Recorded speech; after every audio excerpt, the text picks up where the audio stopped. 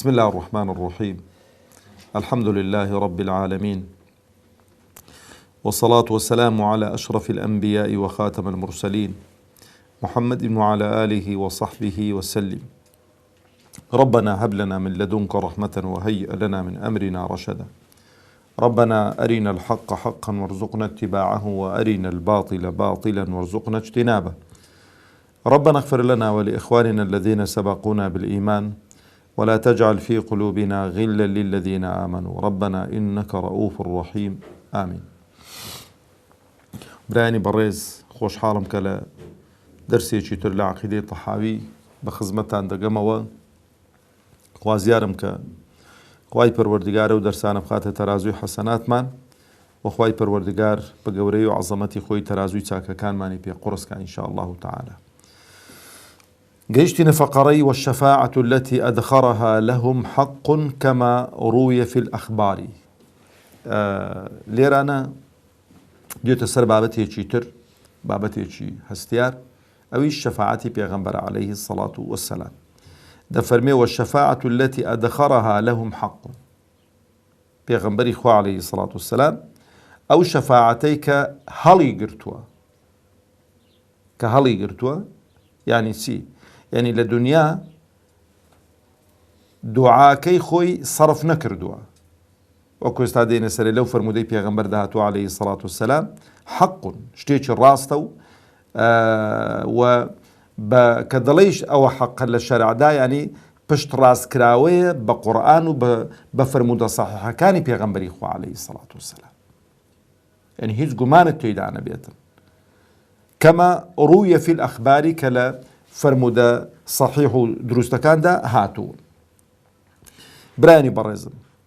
بيغمبري خو عليه الصلاة والسلام شفيعي أمتكيتي والشفيعي همو مسلمانانا همو أمتان آقاتان لبيت شفيعي أمتكيتي والشفيعي همو مسلمانانشا همو أمتان دي كدين السركة شكو شفاعتي بيغمبري خو عليه الصلاة والسلام شفاعتي يعني تكاكردنو بارانوا كخواي پروردگار أو تكاو أو بارانوي وردقريتن. شفاعة دائما لتيا لقسكوي لبو قوري شفاعة لا بلاي نزمه بو بلاي برزة يعني شفاعة لبيغمبرية وي بوشي لبو خواي پروردگار لخوا دا بارته شفاعة بوشي دكا تكابو خلشي فقير وهجار دكات اويك شفاعتش دكا دبي بلو بايو منزلتي شي هبه للاي اويك شفاعتي لي ذكري كقصي بهندور بجيريتن و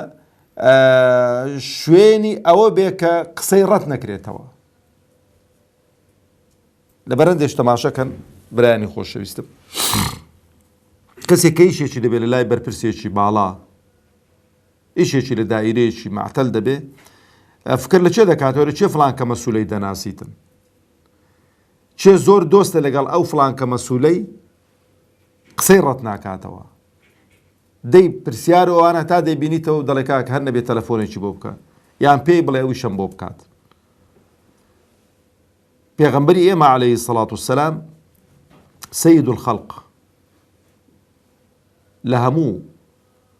مخلوقات قورترا و مكانتي لا يخواي پروردگار تبارك وتعالى لسروي مكانتي همو مخلوقاتي دبروش او مقام محموديك دين سري خوابوي دعوة دبروش بيغمبر دفرمي عليه الصلاة والسلام او مقام خواي قول بيك عبدي دادات دعام بوبكن بشكم امن بم اويشا او جا بيغمبر براني خوشويستم عليه الصلاة والسلام كالحديثي صحيح دهاتوا كإمام بخاري وإمام مسلم الرواية ده كان أبو هريرة رضي الله عنه خويل السلبي بوم عند جارته ده فرمي لكل نبي دعوة مستجابة همو پیغمبر یک دعوه چی مستجابی هەبوو کە خوای گەورە وەڵامی داواکەی داوەتەوە، وەڵامی داواکاریەکەی داوەتەوە. فتعجل كل نبي دعوته، هەموو پێغەمبەرێک عەلەیهی سەڵات وسەلام داواکەی خۆی لە دنیا صرف کردووە، داواکەی خۆی لە دنیا کردووە. جای وا هەبووە دوعای لە قەومەکەی خۆی کردو، خوای گەورە قەومەکەی لە بین بردوون، هەمووی لە بین بردوون، وەکو نوح عەلەیهی سەڵات وسەلام. و دەفەرمێ وإني اختبأت دعوتي شفاعة لأمتي يوم القيامة فهي نائلة. أفرمي أو دعوي من أو تكاي من أو دعوة كاريي من لدنيا نمكردو هلم قرتو بو قيامت بوي شفاعة بو أمتي خوم بكم لكنجن للروجي دوايدا فهي نائلة إن شاء الله. كشويني خوي دقريتن إن شاء الله تعالى. من مات من أمتي لا يشرك بالله شيئا، بو أو كسانيك لأمتي من دمر شرشيان بو خوا بريار نداوة وبر شفاعتي بيغمبر دكون عليه الصلاة والسلام. فهذه شفاعة في أهل الكبائر، أو شفاعة بو شيء بو أهل كبائر. زاري بابلين شيخ طحاوي بو شفاعتي لو بابي عقيدة ولوانه هناوا، چونك لقل أهل أهواء، لقل معتزلو، لقل خوارج، أهل سنة وكبلي لشفاعة بو أهل كبائر تيكنا كنوا. معتزلو خوارج قناعتي أنواع أهل كبائر كافرنو وبأبدي لنا وآقل دوزغ دادا من نوا. أهل سنة وجماعة نخيرواني أخو أصلا كشواني أويك أهل كبائرة دكويت برمشيئة إخوا حربوي هي هنان بات دوزخ، هليان خوش بيتن عفيان كاتن، إن شاء عذب وإن شاء غفر له. وبوشي هي بيان باتنا وآقل دوزخ اللي ويندري تا باك دبنوا أوزا وبر شفاعتي بيغمبر عليه الصلاة والسلام تكاي بيغمبر عليه الصلاة والسلام دينا دروا برابر الزكاني خوم. بيغمبري خوا عليه الصلاة والسلام شفاعتي يكم قوتمان بوشيا بو أهل كبائر لأمتي خوي بشيكي زوري أهل كبائر لأمتي محمد عليه الصلاة والسلام. وبر شفاعتي بيغمبر دكوي عليه الصلاة والسلام كخواي پروردگاريش إرادي لسلا. من ذا الذي يشفع عنده إلا بإذنه، دبي خواي قور إرادي لسر به وأويك شفاعت دكا دبي أهل به وأويك شفاعتي بو دكري دبي مستحق به. جار شفاعتي يكمي بيغمبري خوا عليه الصلاة والسلام بو أهل كبائر لأمتي خوي قوم على خلشك كأهل كبائر أو جناه تاوانانا كهرشي لسرة سبع آيات سبع فرمودي بيغمبري خوا عليه الصلاة والسلام يعني حدك لحد كاني لسرة كبش هندك لعلماء دفرمون كبائر لحفتاي تيدا بريد هندك كرتيان كردو تو كبائر دفرميه كبائر يعني وتك وشو قلتي لعنتي ليكرابي يعني حدێکی لەسەر بێوەکو مەشروب خواردنەوە زینا کردن و دزی کردن و قەتڵ و ئەوانە هەمووی کەبائرن حقوق الوالدین و بەرحاڵ ئەوەی یەکەمیانە خوای گەورە تەبارەک وتەعالە عاقبەتمان خێر کات دوورمان خاتەوە لە ئەهلی کەبائر یا رب العالمین. ئەوجا موقیفی دووەم شەفاعەتی پێغەمبەر عليه الصلاة والسلام لە بۆ چێیە؟ لە بۆ عامەتی خەڵکە کە أو دعاي لدواي نوێژێ دەکەین بۆ ئەوەیە کە گوێمان لە بانگی دەبی پێغەمبەری خوا عليه الصلاة والسلام دەفەرمێ دوعام بۆ بکەن کە گوێتان لە بانگی بڵێن اللهم رب هذه الدعوة التامة والصلاة القائمة آت محمدا الوسيلة والفضيلة وبعثه مقاما محمودا الذي وعدته. للروايات يشدي كذا هاتوا بلام أو الروايات زور موثوق نية دفرمي إنك لا تخلف الميعاد خوي أو إنك لا تخلف الميعاد هر بنصي آتش هاتوا لدعاء ولا طاران ولا خواي پروردگار تبارك وتعالى. بلام حديث صحيحك أويب آوايا وابعثه مقاما محمودا الذي وعدته أو زاد فرميت حلت له شفاعتي. هر کەسێک گوێی لە بانجی بوو وەکو بانگ وەڵامی بانجی دایەوە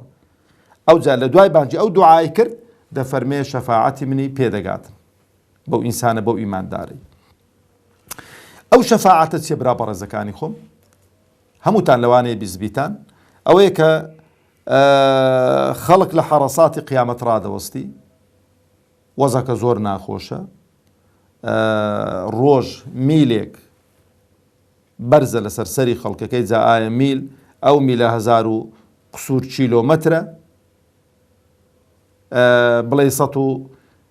1000 قسوور مەترە چکە 1000 زۆرە 1000 قسوور مەترە چکە 1000 مەتر کیلۆمەترێکە بەڵام میل لە 1000 مەتری زیاترە جا ئایا 300 و چەندە ئەوەندەیە یان ئەو میلەیە عولەما دەفەرمون ئەو کلچوفەی کە ئافرەت ئەوەندەیە کلی پێدەچاوی دەکات چەندە بەرحاڵ دەفەرمێ خەڵک ئیوایە لە ئارەقەی خۆی غەرق دەبێت نیوایە تا ئاژنۆی دەکەوێتە ئارەقەی خۆی ئیوا هەیە هەتا نێوقەدی دەگاتە بەقەدەر کەم و کوڕی و کرچ و کاڵیمان ئەو خەڵکە لە ئارەقەی خۆیدا دەچەقێت خەڵک هەمووی بێزار دەبێ هاوار دەبن بۆ ئادەم عەلەیهی سەڵات وسەلام ئەوەش دەلیلە لەسەر ئەوەی کە پێغەمبەرانیش عەلەیهیمو سەڵات وسەلام هەموو لەو مەوقیفە هەمووی پێکەوە ڕاوەستاون بەڵام سێبەرێک کە زۆر کەس بە هەڵا و سێبەرە وەسف دەکا دەڵێ سێبەری خوا خوای گەورە سێبەری نییە یان سێبەری عەرشی خوا سێبەری نییە سێبەرێکە کە عولەما دەفەرمون خوای گەورە خەڵقی دەکاتن سێبەرێکی تایبەتە خوای پەروەردگار خەڵقی دەکا ئەو سێبەرە دایدەنێ بۆچێ بۆ 7 سنفان بۆی کە تووشی ئەو ناڕحەتیە نەبن 7 يظلهم الله في ظله يوم لا ظل إلا ظله أو ظل أو سێبەرێکە خوا خەڵقی دەکاتن لە ژێری ئەو یەکەمیان ئیمام عادل جا لەبەرم گەلێک زار دەڵێم ئەو کەسەی کە سەرکردەیە ئەو کەسەی کە ئیمامە مسلمانێکی بۆ خوا سوڵحاو بێ عەدالەت بکا یەکەم کەس لێوەندەرە ڕادەوەستێت بەڵام پێچەوانەکەش بوو یەکەم کەس تووشی قوڕوەسەری و ناڕحەتی دەبێ و بن پێی دەست و پێی خەڵکی دەکەوێت ئەو جا شاب نەشأ فی عیبادەت الله گەنجێکی لە خوا ترس دا 7 سنفەکە ناچمە سەری چکە ئیشی ئێمەنیە لە شەفاعەتەکەی دەچن بۆ لای ئادەم عەلەیهی سەڵات وسەلام تکا دەکەن خەڵکەکە خوای گەورە بە فەسڵی قەضا بکا بۆ هەر کوێن دەچین مشکیلەمان نییە بەس با لێرە ڕزگارمان بێ ئەوەندە ناخۆشە ئەوەڵ حاصل شەفاعەت ناکاتن وەرە دەڵێن بێ ئەمریەکی خوام کردو تەبارەک وتعالە ئەو موقیفە موقیفێکی بەڕاستی ئەوەیە دەیان نێریتن بۆ لای نوح عەلەیهی سەڵات وسەلام ئەو دەیان نێریتن بۆ لای إبراهيم عليه الصلاة والسلام أو ديان نيريتن بولاي موسى عليه الصلاة والسلام أو ديان نيريتن بولاي عيسى عليه الصلاة والسلام آخر شر عيسى عليه الصلاة والسلام ديان نيري بولاي پیغمبر إخوة عليه الصلاة والسلام أو موقفي مهمك بو شفاعتي بو هم خلقك كذا فرمي أنا لها ده فرمي ده سم للجير عرشي خواي پروردگار سجده دبم خواي گورا كومال دعاك كنم دزانين لبيشرا أقاتان لبيتن يعني هەندێک دوعا و پاڕانەوەی فێر دەکا ئەلەو کاتەیدا کە لە دنیا نەیزانی بە پێغەمبەری خوا عەلەیهی سەڵات وسەلام سەر دەخەمە سەر سوجدا لەبەرەوەش برا بەڕێزەکانی خۆم پێغەمبەرمان عەلەیهی سەڵات وسەلام دەفەرمێ لە کاتی سوجدەدا دوعایان بکەن لەبەرەوەی ئینسان لە هەموو حاڵەتێکدا لە خوای خۆی زیاتر نزیکترە لە کاتی سوجدا و لە کاتی تەحیات هەرچی کە دوعات هەیە لەو دوو حاڵەتانەدا بیکە دەفەرمێ تا خوای پەروەردگار تەبارەک وتعالە دەفەرمێ یا محەممەد ارفع رأسك سرت بەرزکەوە داواکاریەکەت جێبەجێ کە داواکاریەکەت جێبەجێ دەبێت داواکاریەکەت بکە داواکاریەکەت جێبەجێ دەبێت دەڵێ خوایە فەسڵی قەضا بکە لە نێوان ئەو خەڵکەیدا ئەو جا خوای پەروەردگار بە گەورەی و عەزەمەتی خۆی دێتە خوارەوە بەڵام پێشەوەی کە خوای پەروەردگار بێتە خوارەوە مەلایکەتان پۆل پۆل دێنە خوارەوە دەورەی خەڵکەکەی دەگرن دەورەی خەڵکەکەی تەوق دەکەن ئەو جا خوای پەروەردگار بە گەورەی و عەزەمەتی خۆی دێتن بۆ فەسڵی قەضا یا ڕەبی خوایە ئیمانمان سەلامەت کەی عاقبەتمان خێر بکەی یا ڕەبی خوایە کردەوەی چاکمان زیاتر بکەی لە کردەوەی خەراب و کتاب بەدەستی ڕاست وەربگرینەوە ئەوە شەفاعەتی یەکەمی دووەمی پێغەمبەری خوا عەلەیهی سەڵات وسەلام. ئەو جا شەفاعەتی پێغەمبەری خوا عەلەیهی سەڵات وسەلام بۆ ئیمانداران بۆی کە بچنە بەهەشت. ئیمانداران برایانی بەڕێزم کاتێک کە لە حەرەسات کۆتا ڕزگار دەبن، کتاب بەدەستی ڕاست وەردەگرنەوە، هەندێک حقوقی مسلمانان هەیە لەسەر یەکدیکە هێشتا ماویەتی. لە شوێنێک کە پێی دەگوترێتن قەنتەڕە، لە پردی سیرات پەڕیوێتەوە، ئەو قەنتەڕە ماوە ئەلەوێن دەرێت دەبێ هەم کۆتایی بە هەموو شتێک بێتن، هەم ئەو ئینسانە مهەیە بێتن بۆچی بۆ چوونە بەهەشت. ئەو ئینسانە مهەیە بێ بۆ چوونە بەهەشت، ئەلەوێن دەرێ ڕادەوەستن. ئەلەوێن دەرێش پێغەمبەری خوا عەلەیهی سەڵات وسەلام تکا دەکا، شەفاعەت دەکا کە دەرکەی بەهەشت بکرێتەوە و خەڵکە بچێتە بەهەشت. لەبەرەوەی یەکەم کەس، یەکەم مەخلوق کە دەرکەی بەهەشتی لێ دەکرێتەوە، یەکەم مسلمان هەر لە ئادەمەوە هەتا ئاخر مسلمان پێغەمبەر عەلەیهی سەڵات وسەلام. لە دەرکەی دەدا دەفەرمێ چێ؟ دەڵێ محەممەدم، دەڵێ ئەمرم پێکراوە بۆ تۆ نەبێ بۆ کەسی نەکەمەوە. اللهم صل على محمد وعلى آل محمد. ئەو جا برایانی بەڕێزم دەرکە دەکرێتەوە خەڵک دەچێتە بەهەشت، بەڵام ئاگامان لەوەی نەبڕێ خەڵکێکمان لێدا بڕاون مسلمانن ئەهلی ئیمانن لە دۆزەخن، لەبەرەوە خوای گەورە عەفوی نەکردوون، تاوان و گوناهیان ئەوەندە زۆر بووە دەبێ بسووتێن. حتا پێغەمبەر دەفەرمێ عەلەیهی سەڵات وسەلام ئیواهێ لە ناو ئاگری دۆ وەکو ڕەژووی لێ دێتن، وەکو ڕەژووی لێ دێتن، ئەلەوێن دەرێ دەمێننەوە هەتا خوای پەروەردگار تەبارەک و تەعالا تەقدیری وایە کە کۆتایی بە ئەوەی دێتەوە مستحقی شەفاعەتن. لەبەرەوەی دەفەرمێ هەر کەسێک کە مسقالە زەڕەیەک ئیمانی هەبێ لە ئاگری دۆزەخدا نامێنێت. بەڵام ئەو شەفاعەتە ئەلێرانە اختلافمان لەگەڵ خەواریج و لەگەڵ معتەزیلە هەیە. خەواریج و معتەزیلە ئیمانیان بەو شەفاعەتە نییە، بەڵام ئیمانیان بە شەفاعەتەکانی دیکە هەیە و دەڵێن لە شوێنی خۆیەتی، بەس ئەو شەفاعەتە دەڵێن نییە. لەبەرەوەی دەڵێن چی؟ دەڵێ ئەو بە مطلقی ئاياتانی ناوە ولا تنفعهم شفاعة الشافعين، يعني شەفاعەتی تکای تکاکاران فریان ناکەوێتن بۆ کەسێکە کە کافر بێتن، کە منافق بێتن، ئەوانی ناوێن بۆ مسلمانانی گوناهباریشیان ئاەتەکەیان بە تەعمیمی باس کردو کە غەڵەتە. ئەو جا برا بەڕێزەکانی خۆم لێرانەدا ئەو شەفاعەتە تایبەتنی بە پێغەمبەری خوا عەلەیهی سەڵات وسەلام. ئەو شەفاعەتە مەلایکەتان تێیدا مشتەڕەکن، هەموو پێغەمبەرانی دیکە تێیدا مشتەڕەکن و ئیمانداریشی تێدا مشتەڕەکن، شەهیدیشی تێدا مشتەڕەکن، پیاوە ساڵحەکانیش تێدا مشتەڕەکن، بەڵام هەر کەسەکەی بە قەدەرە خۆی. ئەلێرەشدا پێغەمبەری خوا عەلەیهی سەڵام 3000 شەفاعەت دەکات، 3000 شەفاعەت دەکات، قۆناق مەرحەلە مەرحەلە. ئاخر شت برا بەڕێزەکانی خۆم کە ئەوەیە هیچ کەسێک نامێنێتەوە لە ناو ئاگری دۆزەخ کە مسقالە زەڕەیەک ئیمانی بوو بێت، بەڵام بۆی مسقالە زەڕەیەکی ئیمان نەبوو بێ ئەوە بە ئەبەدی و بە هەمیشەی لە ناو ئاگری دۆزەخدا دەمێنیتەوە. نازانم کاتەکەمان ماوەیان، ئەگە کاتەکەمان ماوە بە ئەو جەبرا بە ڕێزەکانی خۆم ئەو شەفاعەتانەی کە باسمان کردن کە بەقەدەر مسقالە زەڕەیەک پێغەمبەری خوا عەلەیهی سەڵات وسەلام دەفەرمێ